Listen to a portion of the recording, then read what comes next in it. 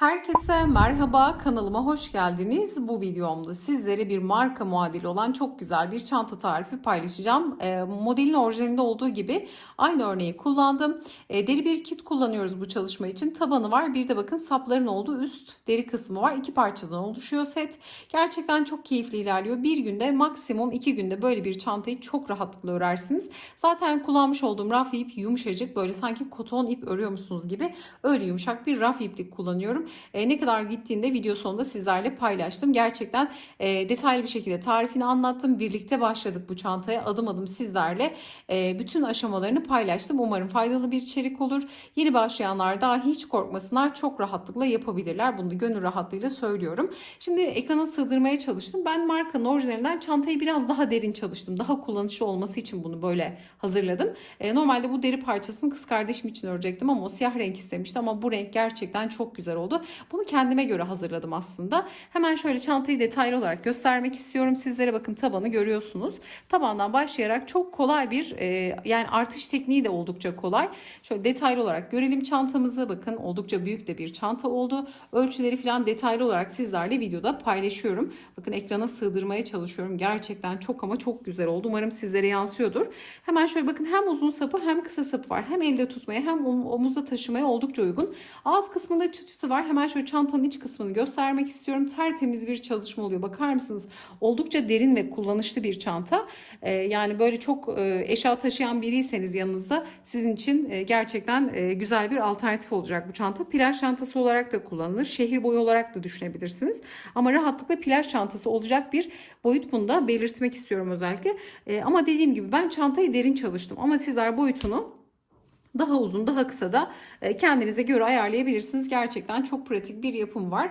Detaylı tarifimize geçmeden önce de sizlerden küçük de bir ricada bulunmak istiyorum. Kanalımıza ücretsiz abone olabilir, videoyu beğenir ve yorumlarınızı eksik etmezseniz gerçekten çok mutlu olurum. Tarifimize geçelim. Bu çalışma için kullanacağım bütün malzemeleri Aksa Örgü Butik'ten aldım. Merak edenler için de iletişim bilgilerini videonun açıklama kısmına eklerim. Oradan ulaşabilirsiniz. Bakın böyle bir deri kit kullanacağım. Bir tabanı var, bir de çantanın üst gövdesi var. Şimdi burada 150 gramlık eli hiç ama hiç acıtmayan yumuşacık bir raf iplik kullanacağım. Bunun da farklı renkleri de var. Yine Aksa Örgü Butik'le iletişime geçerek bu ipin farklı renklerini de görebilirsiniz. Video sonunda kaç gram iplik kullandığımı da sizlerle paylaşıyor olacağım. Ben raf ip tercih ediyorum. Bakın şöyle dokuyu da yakından göstereceğim. Yumuşacık, dediğim gibi gerçekten güzel bir raf iplik. İki farklı tığ numarası kullanacağız. İlmek çıkarmak için 3 milim, çantamızı örmek için ise 4 milim tığla devam edeceğiz. Bunu da hemen şöyle göstermiş olayım. Kenara alalım. Şimdi deri parçalarımızın santim olarak ölçülerini söyleyeceğim sizlere. Şöyle bakın, kare gibi duran, kenarları daha oval bir taban var. Bakın bu kenarı 16 santim. Kısa kenarı da 15 santim. 16'ya 15 santim gibi. Şöyle genişliği söyleyelim. Deri parçanın şöyle tutalım. Yaklaşık 39-40 santime yakın gibi şöyle. Bunu da yatırdığımız zaman evet yaklaşık bir 40 santim gibi. Bu parçanın şu kısmı, bakın bu noktası 5 santim. Sapları hem elde tutmak için hem omuzda asmak için, yani omuzda kullanmak için gayet uygun. Bakın burada da delikler var ve bu parçanın şöyle ağız kısmında bir çıt çıtı var. Sadece buradan şimdi tabandan çantamızı örerek yükselteceğiz. Sonra buradaki deliklerden montaj işlemini yapmış olacağız. İsterseniz şu yöntem de kullanılabilir. Daha farklı modeller çalışacaksanız eğer, örneğin buradan çantanızı örerek aşağı doğru indiniz. Tabanda birleştirme dahi yapılabilir. Normalde biz bu çantanın orijinalindeki gibi tabandan başlayarak üste montajını yapacağız. Ama daha farklı da yapılabilir. İlla ki aynı şeye sabit kalmak zorunda değiliz farklı çalışmalarda. Hemen şimdi tabanı tığlayarak işe başlayalım. Öncelikle 3 milim olan tığımı aldım ve tabanın bakın şuradaki dikişleri, düz kısmı burası. Dikişlerin düz olduğu taraf dış kısmımız olacak. Ters dikiş kısmı da içte kalacak. Şimdi herhangi bir noktadan başlayabiliriz. Ben şöyle köşe bir noktadan başlayacağım. Hemen buradan ipimi alıyorum. İlmek çıkartıyorum. Biraz da kısa ip bırakacağım. Çok fazla bırakmaya gerek yok. Buradan bakın birinci ilmeğimi oluşturuyorum.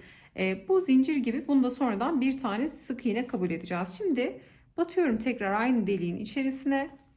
Şöyle ilmek çıkartıyorum. Uzatıyorum bir miktarda. Direkt sık iğne örüyorum bakın. Bu birinci, bu ikinci noktamız. Tekrar aynı yere batıyorum. 3 tane sık iğne örüyorum şimdi bu deliğin içerisine. Şimdi şu köşeleri dönerken buralarda üçlüyü biraz daha fazla batacağım. Sonra 3-2-3-2 şeklinde ilerleyeceğim.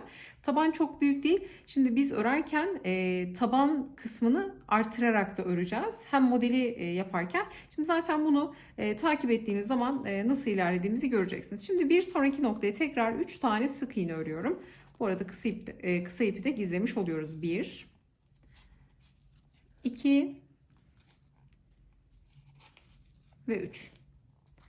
Bakın şu köşeyi şuraya kadar hemen 3 tane örelim. 3 devam ediyorum. 1 2 ve 3. Bakın 3 tane üçlü ördüm deliğime. Şimdi 2 tane yapacağım. Bir diğerine ikili olarak batacağım. Bir aynı yere ikinci sık iğne. Şimdi bakın oldukça belirgin aslında. Şu tepeleri rahat görüyoruz. Bakın 1 2 3 1 2 3 1 2 şeklinde batışımızı yaptık. Şimdi bunu tığlayalım. Hemen sayıları da şöyle yakından göstereceğim. Bakın burada sıramızın sonuna geldim. Şimdi batış yaptığım noktaları isterseniz sizler şöyle durdurup ekran görüntüsü alabilirsiniz. Hemen nasıl yaptığımı söyleyeceğim. Bakın buradaki başlangıç ve bitiş noktasında şu kenarda tam oval olan kısımda 5 tane üçlü yaptım. Sonra 2 3 2 3 şeklinde devam ettim. Bu kenarı ise 4 tane üçlü yaptım. Sonra 2 3 2 3 şeklinde devam ettim. Hemen bakın bunun çaprazında 1 2 3 4 5 tane üçlü var. Sonra 2 3 2 3 2 3 başlayıp sonra buraya da 4 tane yaptım. Dörtlüler çapraz geliyor karşılıklı. Beşliler de yine çapraz geliyor karşılıklı. 3'ten sonra 2 3 2 3 2 3 şeklinde bakın son 2 ile yani başlarken 3 tane üçlüyle başlamıştık. Bitirirken de 2 tane üçlüyle bitirmiş oluyoruz. Böyle bir tarafı bakın beşli bir tarafı dörtlü olmuş oluyor üçlülerin. Aralarda da 2 3 2 3 şeklinde çalışmamızı tamamladı. Şimdi geliyorum. Bakın burada ilk ilmeğimiz burasıydı. Biz ilk sık iğnenin tepesine gelip buradan ilmek çıkartıp bekleyen ilmeğimizden kaydırıyorum. Ve bu aşamada 3 milim olan tığımı bırakıyorum. Ve hemen 4 milim olan tığıma geçiş yapıyorum. Aldım burada bir zincirle yukarı çıktım. Hemen ilk sık iğnenin tepesine batarak bir tane sık iğne örüyorum.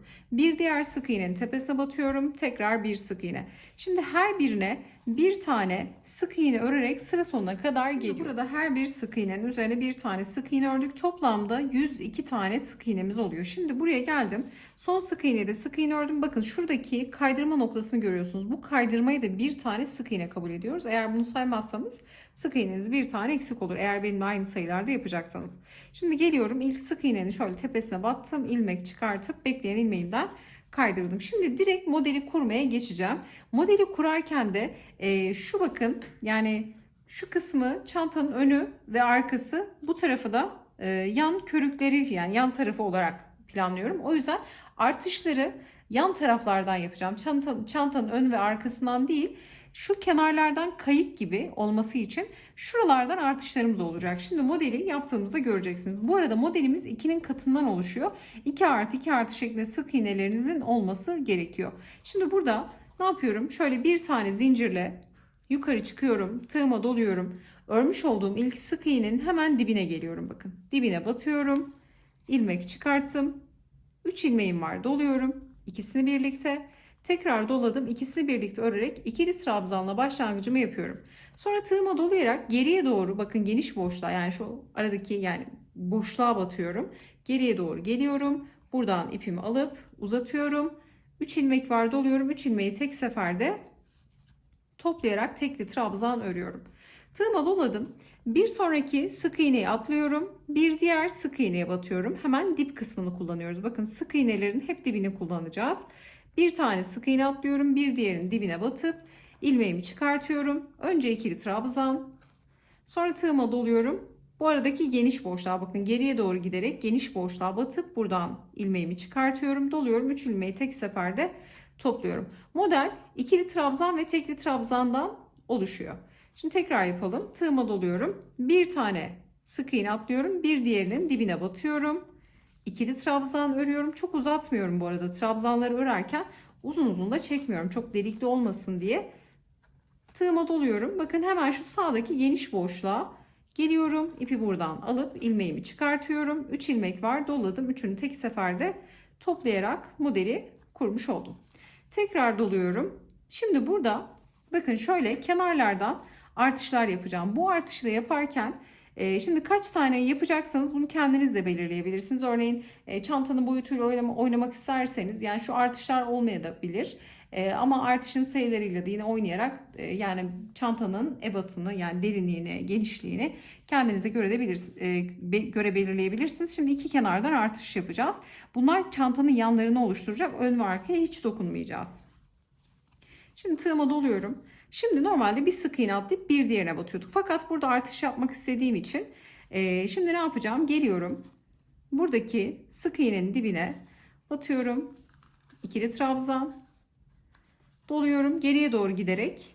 Bakın modeli örerken artışımı yapıyorum. Şu aradaki sık iğneyi atlamadan sıradaki sık iğneye batıyorum. Şimdi bir tane sık iğne atlıyorum. Bir diğerine.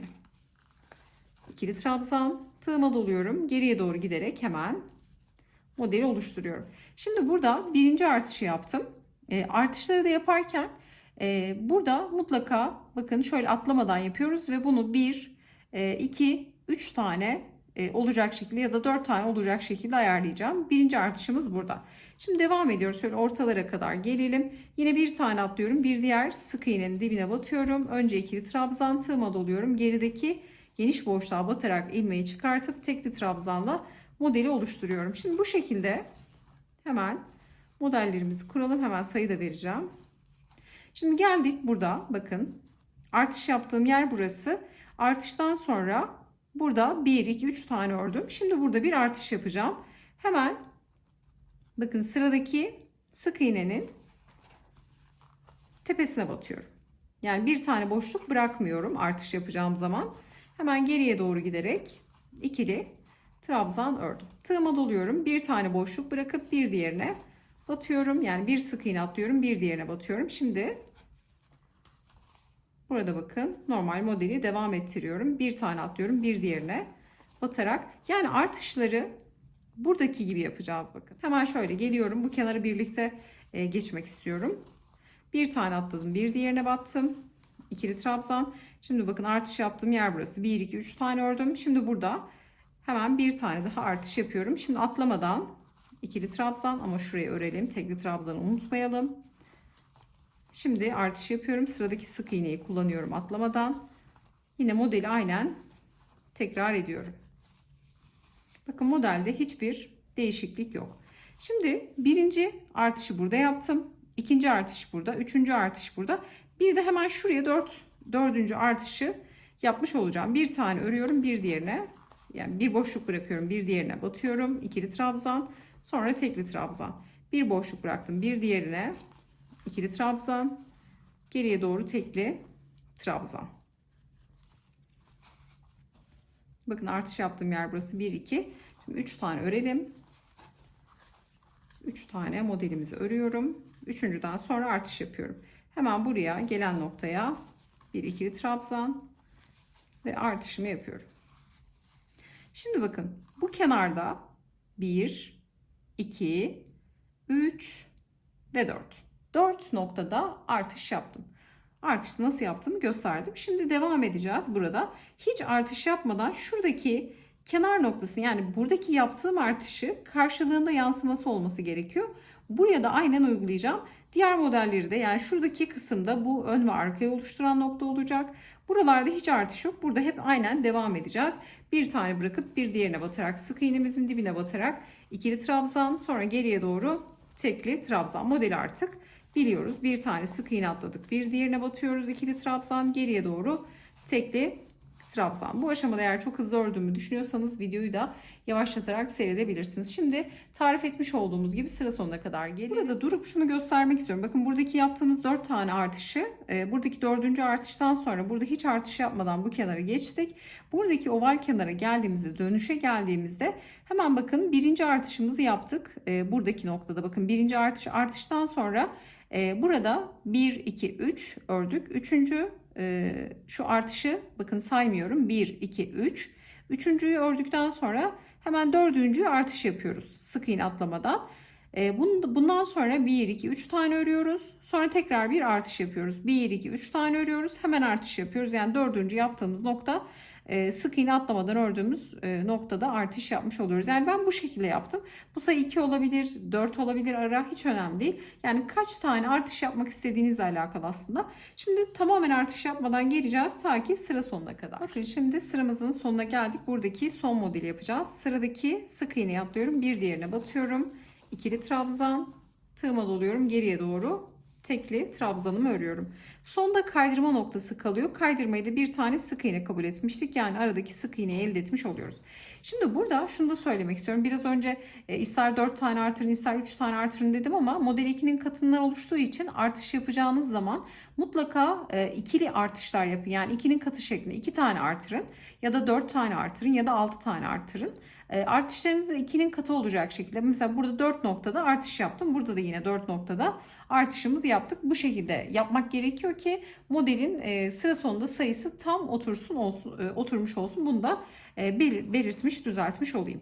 Şimdi geldim son modeli kurduktan sonra tekli trabzanın tepesine batıyoruz bakın. İkili trabzana hiçbir zaman dokunmayacağız. Geriye doğru ördüğümüz tekli trabzanın tepesi bakın burası. İkili trabzanın başak şeklinde duran tepesi. Çünkü kaydırma ile birleştireceğimiz için kaydırma bize ikili trabzanın tepe boşluğunu vermiş olacak. Tekli trabzanın tepesine batıyoruz. İlmek çıkarttık. Çıkardığımız ilmeği bekleyen ilmekten geçirdik. Bir zincirle yukarı çıktık. Hemen tekli trabzana direkt sık iğne örerek sık iğne sırasına geçiyoruz. İkili trabzanın tepesi bakın her birinin tepesi bu şekilde başak başak görünüyor. Hemen her birinin tepesine bir tane sık iğne örüyoruz. Bu sıra bu şekilde ilerleyecek. Model 2 sıranın tekrarı aslında. Bir sıra trabzanlı sıramız var. Bir sırada sık iğne sırası var. Bu şekilde 2 sıranın tekrarıyla modelimizi oluşturmuş olacağız. Şimdi burada bakın sadece iki tarafta karşılıklı artış yapıyoruz. Bu taraflarda artış yok. Şimdi sık iğnelerimizi öreceğiz. Sık iğne örerken de artışımız yok. Her birine bir tane sık iğne örerek şimdi sıra sonuna kadar gelin. Sık iğne sıramızın sonuna geldik. Buradaki son tekli trabzana da sık iğne ördükten sonra ilk ördüğümüz sık iğnenin hemen tepesine batıyoruz. İlmek çıkarttık ve bekleyen ilmekten kaydırdık. Kaydırma bize bakın burada sık iğneyi veriyor. Kaydırmayı da yine bir tane sık iğne olarak kabul ediyoruz. Şimdi bir zincirle yukarı çıkıp tekrar modeli kurmaya geçiyoruz.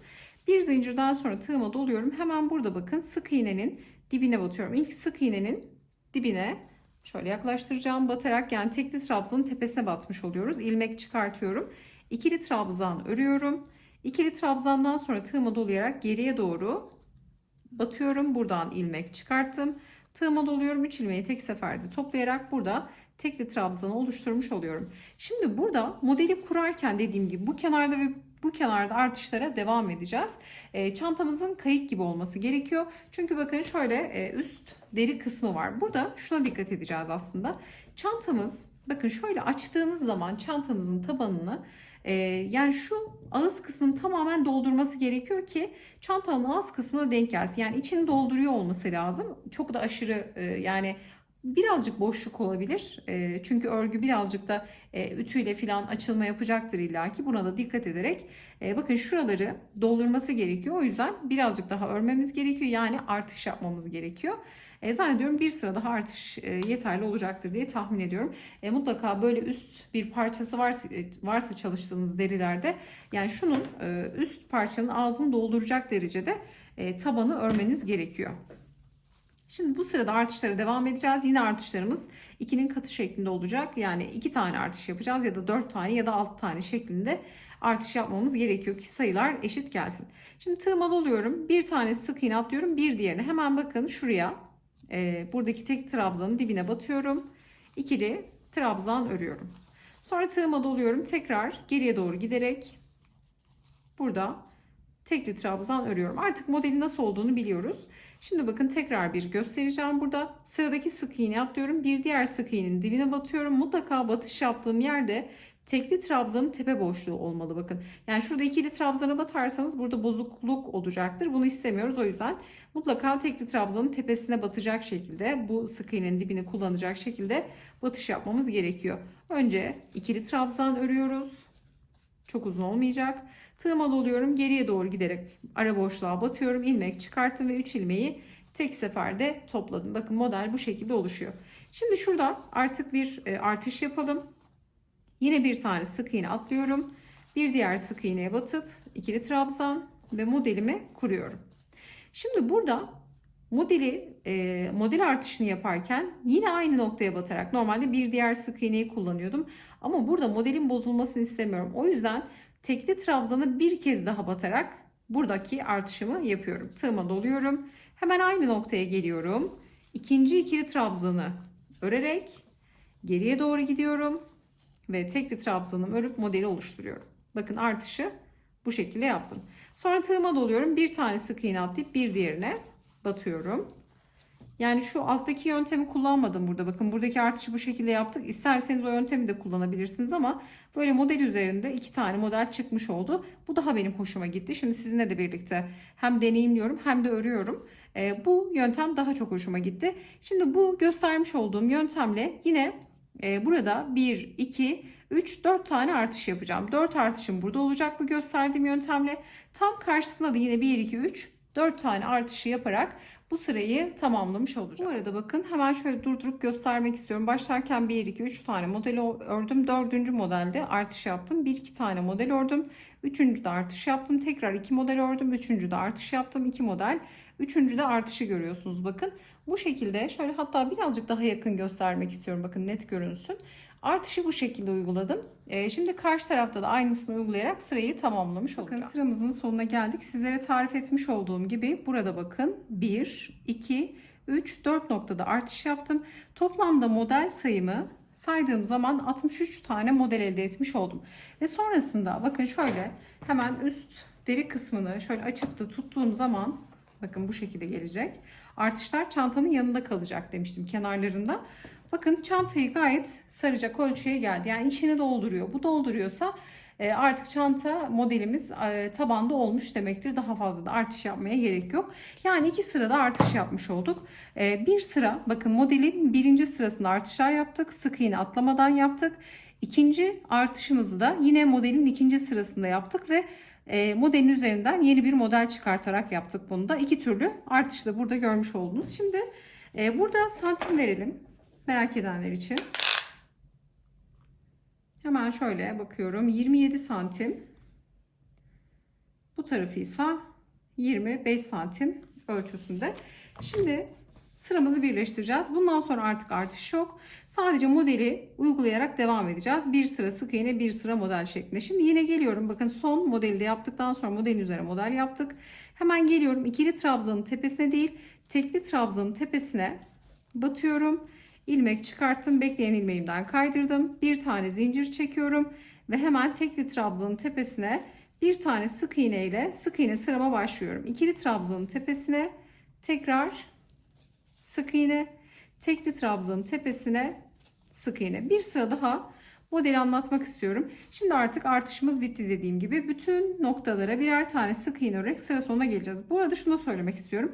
2 sıra modeli tamamladım. Artışı bitirdikten sonra örgümü tersten buhar ütüyle ütüledim. Bakın deriye de herhangi bir zarar vesaire olmadı. Buhar ütüyle kenarlarından bastırarak ütüledim. Çünkü çanta çukurlaştığı zaman yani şu köşeleri ütülemek zor olacaktı.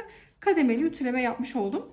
Şimdi sık iğne sıramızı tamamlayalım. Sıramızı bakın tamamladık model sırasını. Son tekli trabzana da sık iğne ördük. Hemen geldik ilk sık iğnenin tepesine batıyoruz. İlmek çıkarttık. Bekleyen ilmeğimizden kaydırdık. Bu kaydırma bize ikili trabzanın tepesine veriyor bakın. Şimdi bir zincir çekiyoruz. Şu kaydırmayı da yine diğer noktalar gibi bir sık iğne kabul ediyoruz. Bir zincirden sonra tığımın başına doluyorum. Şimdi bir sıra sık iğne, bir sıra trabzanlı modelden oluşuyor demiştik örneğimiz. Şimdi sık iğneyi bitirdik, trabzanlı modele geçtik. Şimdi her zaman ilk sık iğnenin dibine batacağız ve bu battığımız nokta tekli trabzanın tepe boşluğu olması gerekiyor. Hemen buraya battık, ilmek çıkarttık. Çok uzun olmayan bir ikili trabzanla başladık. Tığıma doluyorum. Geriye doğru giderek buradan ilmeğimi uzatıyorum. Doladım. 3 ilmeği tek seferde toplayarak burada bir tekli trabzanla başlangıcı yaptık. Tığıma tekrar doluyorum. Bir tane sık iğne atlıyorum. Bir diğerinin dibine batıyorum. Dibine battığım nokta tekli trabzanın tepe boşluğu bakın. Bu şekilde model hep üst üste gelmiş olacak. Batıyorum. İkili trabzanımı örüyorum. Sonra tığıma dolayarak gerideki boşluğa batıp buradan ilmek çıkartıp tekli trabzan örüyorum. Bir kez daha yapalım. Sık iğne atladım. Bir diğer sık iğnenin dibine battım. Bakın bir tane sık iğne atlıyoruz. Bir diğerine çalışıyoruz. Tığıma doluyorum. Geniş boşluğa geliyorum. İlmeği uzatıp tekli trabzanla modelimizi oluşturmuş oluyoruz. Şimdi bundan sonra hep bu şekilde devam edecek. Şimdi çantamızı yeteri kadar derin hale getirelim. Bir sonraki aşamaya birlikte devam edelim. Bakın burada çantamızın gövdesini yeteri kadar uzattık. İstediğimiz derinliğe geldi. Çok fazla aşırı derin istemiyorum ama sizler bunu daha fazla da uzatabilirsiniz. Toplamda 11 sıra örmüş olduk. Bakın şöyle sayacak olursam desenleri sayıyorum. Sadece trabzan noktaları 1, 2, 3, 4, 5, 6, 7, 8, 9, 10, 11 sıra yeterli. Şimdi deseni kurduktan sonra bir sıra sık iğne öreceğiz ama şimdi kenarları öreceğimiz için, yani şuradaki deri sapa göre ayarlama yapacağımız için burada sık iğneyi örmüyoruz. Şimdi santim olarak şöyle çantanın bu aşamada boyunu söylemek istiyorum. Hemen şöyle direkt tutup kenardan, bakın durduğu haliyle ölçü vereceğim sizlere. Bendeki ölçüsü, tabi ütüleme de yaptım bu arada, onu da söylemek istiyorum. Yaklaşık 22 santim gibi bir ölçü elde etmiş oldum bakın. Bu derinlik benim için yeterli ama dediğim gibi daha fazla da yapabilirsiniz. Şimdi burada, bakın bitiş ve başlangıçlarımız burası. Ne yapıyorum? Burada geliyorum. Son kaydırmayı yapıyorum bakın. Burada trabzanlı sırada bitiş yapacağız. Sonra sık iğne ile sık iğne sırasıyla başlayacağız. Son tek trabzanı ördükten sonra tek trabzanın tepesine gelip kaydırmamı yapıyorum. Bir zincir çekiyorum. İpimi yaklaşık 5 santim kadar kesip tığımdan direkt çıkartıyorum. Şöyle kilit yapıyorum burayı da. Bu ipi örerken de gizlemiş olacağız. Şimdi çantamızın bakın iç derinliği bu şekilde görünüyor. Şimdi deri kısmı yerleştireceğiz. Deri kısmı yerleştirirken de burada örmemiz gerekiyor. Şöyle delikler var bakın bu kısımlarda. Şimdi tabanı tığlarken 3 milim tığ kullanmıştık. Yine 3 milim tığla devam edeceğiz. İstediğiniz bir noktadan başlayabilirsiniz. Ben hemen şöyle yan kısımdan, kenardan başlayacağım. İstediğiniz bir delikten batabilirsiniz. Hemen şöyle şu kenardan batıp orta kısımdan başlayalım. İpimi aynı tabanda yaptığımız işlemin birebir aynısı. Herhangi bir noktadan batıyorum. İlmeği buradan alıyorum. Önce bir zincirle başlangıç yapıyorum. Bu zincirde bir sık iğne kabul ediyoruz. Kısa ipi de sonradan gizleyeceğim. Şöyle bırakıyorum. Aynı noktaya tekrar geliyorum. Bir tane sık iğne örüyorum. Bir sonraki deliğe geçiyorum. 2 tane sık iğne örüyorum. Şimdi burada delikleri, her bir deliğe 2'şer tane öreceğiz. Sadece şurada bakın bağlantı noktaları var. Bu da 4 tane. Yani şurada kısa kenar uzun kenara birleşmiş, kesişmiş, şöyle dikişli olan kısımlar 4 tane.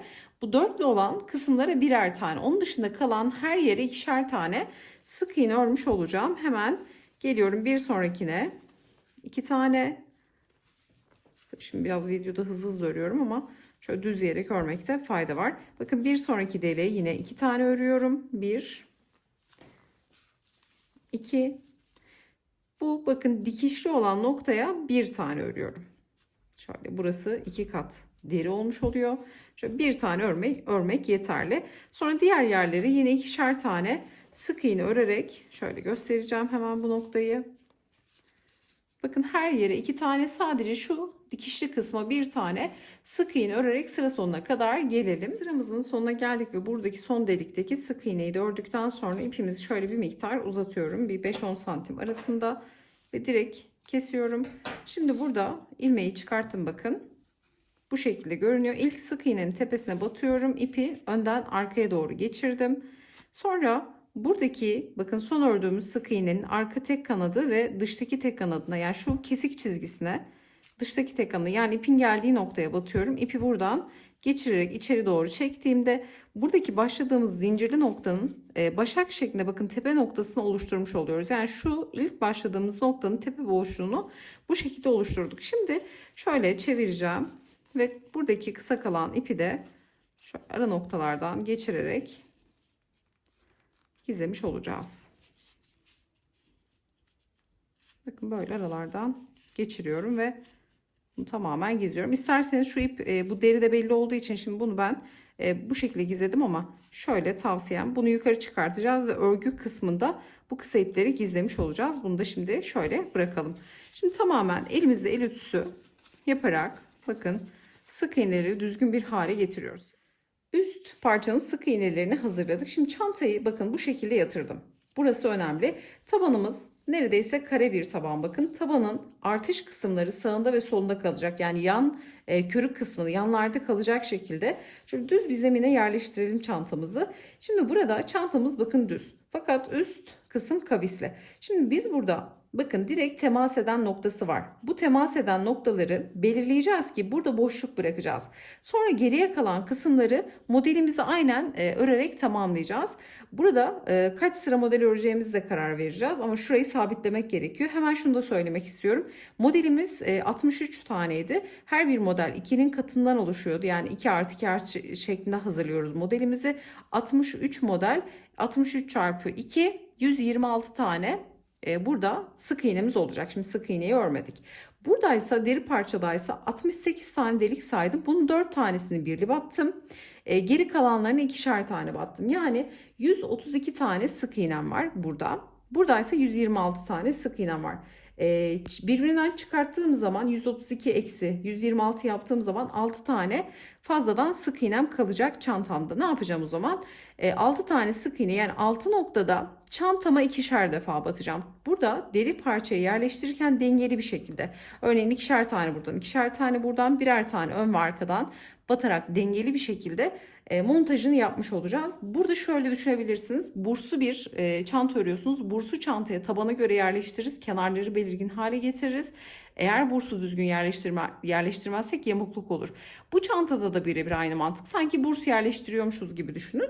Bunu tabana düzgünce yerleştirmezseniz, tabanla bir bütünlük olmazsa tepedeki kısım parçada çantada yamukluklar olur. Güzel de görünmez. Buna dikkat ederek yapmamız gerekiyor. Şimdi burada hemen şöyle bakın direkt temas eden hani böyle birleştireceğim sık iğne de öreceğiz burada. Sık iğne ile ördüğüm zaman şuradan kaç tane nokta birleştireceğim hemen buna karar vermem gerekiyor. Çantayı da şöyle düzleyeceğim tam ortalı bir şekilde. Burada bakın şu kısım buraya çengelli iğneyi taktım. Hemen bir çengelli iğne daha alacağım. Şöyle bakıyorum.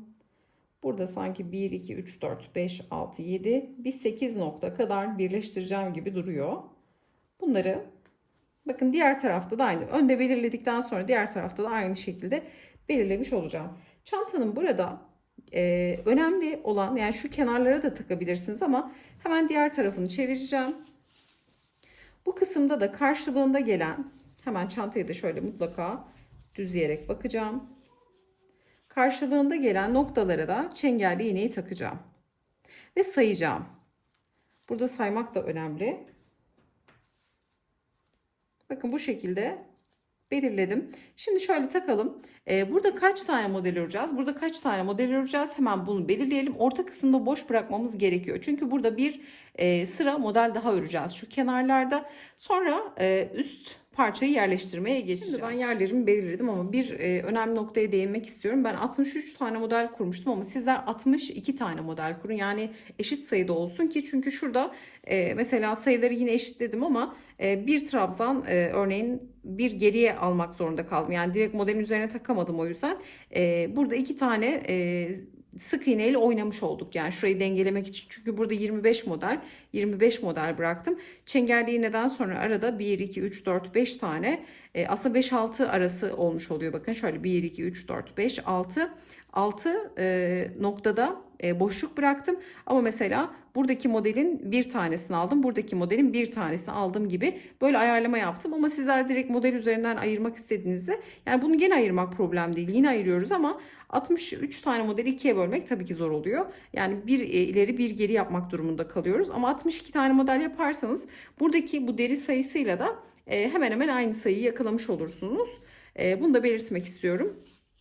Yani 2 tane ekstradan kaydırma değil 4 tane kaydırmayla çantayı daha düzenli şekilde birleştirmiş olursunuz. Yine böyle de oluyor olmuyor değil ama bunu da belirtmek istiyorum. Şimdi gelelim yine burada hemen şöyle 4 milim olan tığıma geçiyorum. Modeli örmeye geçiyoruz.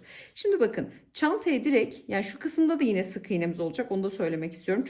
Son sırayı örerken çantada. Şu kısımları örmeyeceğiz. Bakın çengelli iğnelerle bıraktığımız burada 7 nokta bıraktık. Buraları örmeyeceğiz. Buradaki çengelli iğneden başlayacağız sık iğne. Sonra dönüp modeli öreceğiz. bırakacağız. Sonra bu tarafa geçip tekrar sık iğne, model, sık iğne ile tamamını geçerek çantayı bitirmiş olacağız. Yani bir sıra modelle çantayı bitireceğim ama modeli 2 sırada tekrar edebilirsiniz. Ama ben bir sıra yetecek şekilde hesapladım. Şimdi geliyorum, iç taraftan örüyoruz bakın. Hemen şöyle iç taraftan çengelli iğneleri taktığım noktadan başlıyorum. Şöyle bir zincirle bir ilmek oluşturuyorum. Hemen geliyorum, çengelli iğnenin olduğu bakın tekli trabzanın tepesine batıyorum. Hemen bir tane sık iğne örüyorum. Bir sonraki noktaya batıyorum. Trabzanın tepesine sık iğne. Tekli trabzanın tepesine sık iğne. Şimdi modeli düzden öreceğimiz için mutlaka sık iğneleri tersten örmemiz gerekiyor. Yani sık iğneyi tersten öreceğiz.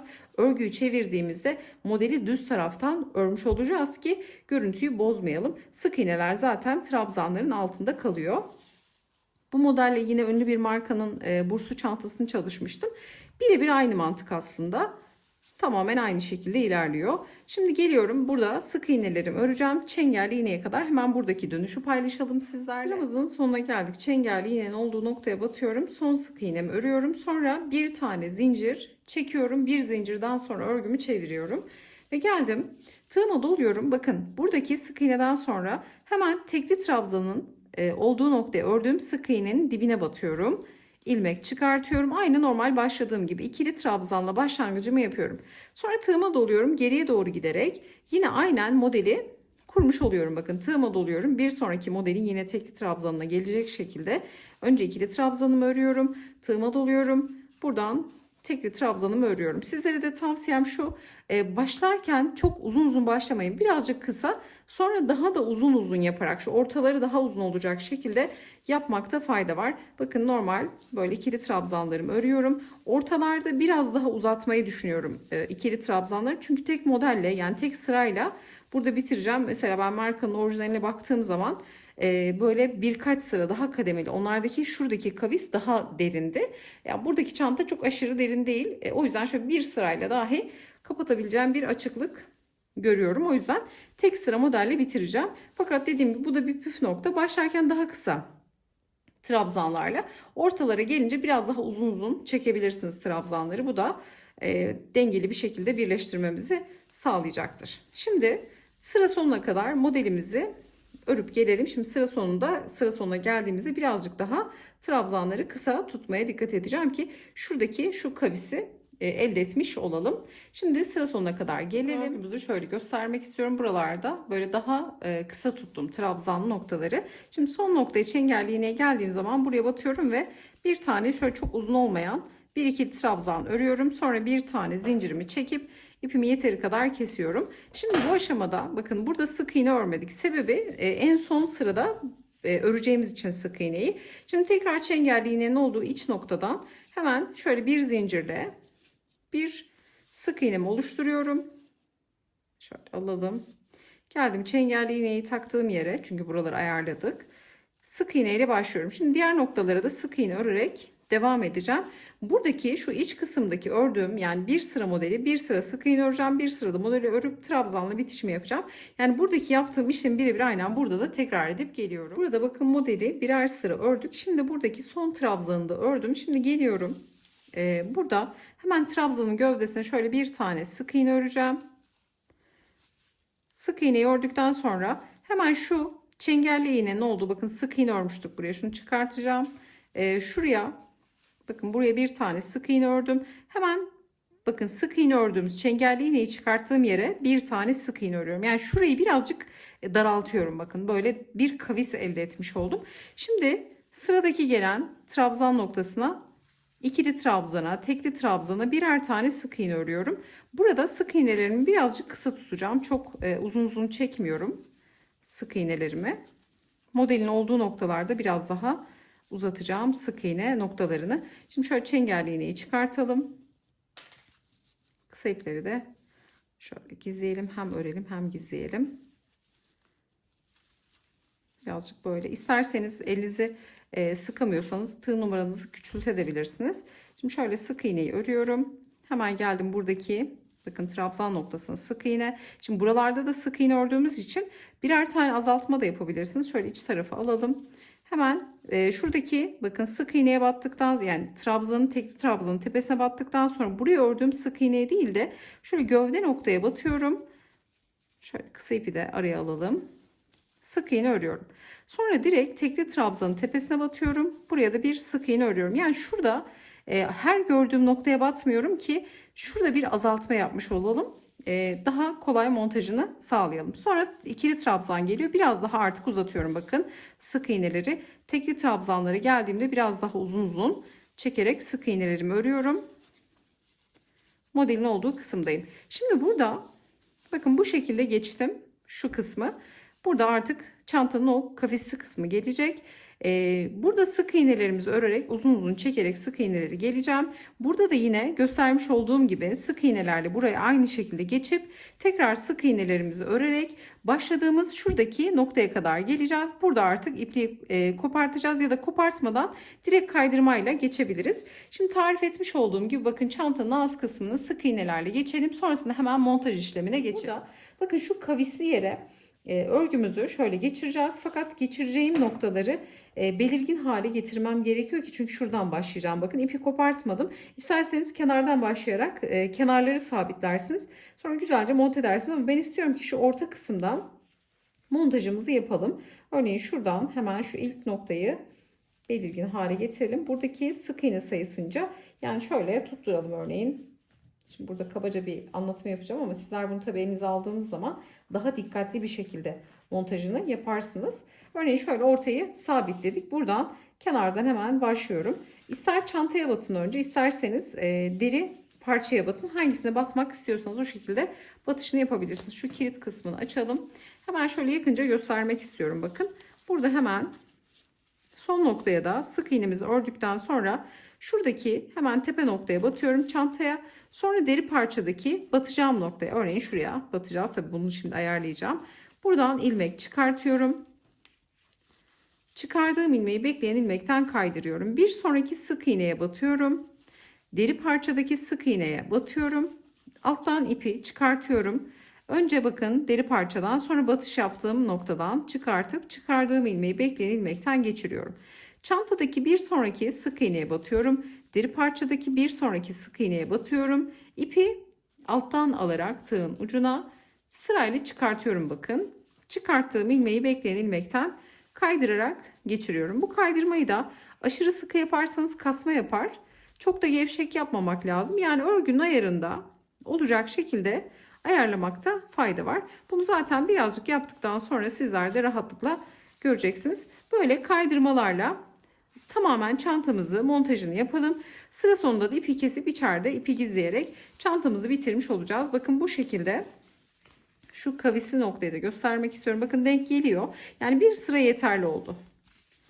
Şöyle zaten birleştireceğiz. Yani şu kısım, şu kavisi nokta buraya yerleştiğinde yani çok bir sıra yeterli olur. Örneğin sizler yeterli olmazsa bir sıra daha örebilirsiniz. Modeli zaten nasıl öreceğimizi göstermiş olduk bu aşamada. Şimdi tamamen çantamızı birleştirelim ve bitmiş halini hemen sizlerle paylaşalım. Çantamızın montaj kısmını bitirdik. Şimdi en boy ölçüsü söyleyecek olursam buradan hemen şöyle tabandan ölçelim. Yani bitmiş haldeki boyutunu söyleyelim şöyle.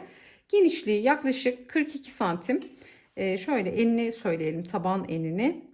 22 santim. Çantamızın boyu da 32 santim oluyor. Yani şöyle açtığımız zaman şu kısmı da deri ile beraber 32 santim oluyor. Örgünün genişliği ise yani bittiğinde 44-45 santime yakın oluyor.